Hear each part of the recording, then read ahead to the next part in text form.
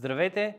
В това видео днес ще си говорим за пасивните упражнения след инсулт и какво може да правите на вашите близки, когато получат инсулт или на себе си. Казвам се Стойчо и съм физиотерапевт от Home Rehab и нека да преминем към същността на клипа. Пасивните упражнения запазват подвижността в ставите, предотвратяват скованост и контрактури, подобряват кръвообращението, подпомагат храненето на тъканите и възстановяването. Също така намаляват риска от отток, особено важен при ръка след инсулт. Поддържат дължината на мускулите, като предотвратяват скъсяване и деформации. Стимулират нервно-мускулната връзка, мозъкът получава информация от движението дори при липса на активен контрол. Преминаваме към упражненията. Важно нещо за вашия човек, на когото ще помагате, който е прекарал инсулт, е да е в добра позиция в леглото или на кушетка, на каквото сте го поставили, за да изпълнявате упражненията.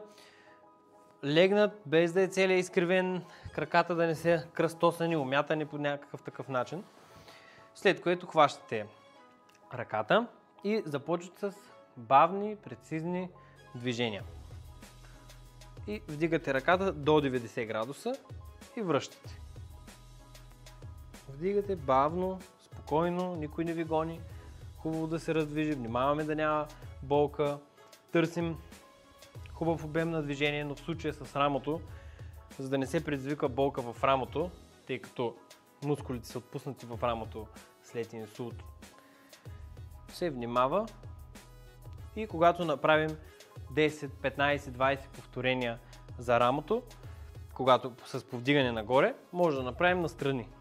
Отново до 90 градуса.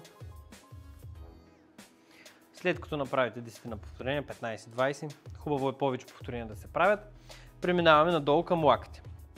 Изпълваме лакътя, сгъваме. Ако има болка, може да скъсите обема на движение. Няма нужда обема на движение да е напълно до край. В едната посока, напълно до край, в другата посока. Ако примерно се появява болка в края, по-добре да спрем малко по-рано и да движим в безболезнения обем на движение. След което, когато направите отново 15-20 повторения на лактия, слизаме надолу, а именно супинация и пронация. Което означава, че движим ръката по този начин, просто въртим предмишницата. Хоп, хоп, хубав обем. Отново бавно, спокойно, повече повторения, 20-25 отново. Слизаме след което на китката. Може да движим китката по този начин. Търсим всички посоки на китката и като цяло.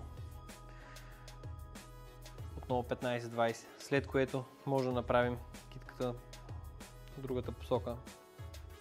Може и тук долу не е задължително лакътите да изгънат. Отново повече повторения. След това преминаваме към пръсти. Отваряме хубаво пръстите, палеца, свиваме ги. Отваряме хубаво пръстите, палеца, свиваме ги. Отново правим 15-20 повторения по този начин. Хоп, хоп, хоп, хоп. Важно е просто да работим във всички посоки, да има безболезнен обем на движение, но възможно най-голям такъв. Благодарим на моя специален гост в този клип, както всички го познавате, Илия. Благодарим ви, че гледахте. Ако видеото ви е харесало, абонирайте се за канала и натиснете камбанката, за да може да ви излизат известия, когато качваме следващите видеа. Оставете и по един коментар, ще се радваме да отговорим на вашите въпроси. Споделете клипа, за да може да достигне до повече хора, които могат да имат нужда от него. И не забравяйте да харесате нашата Facebook страница за повече полезни съвети и клипове. До скоро! До скоро!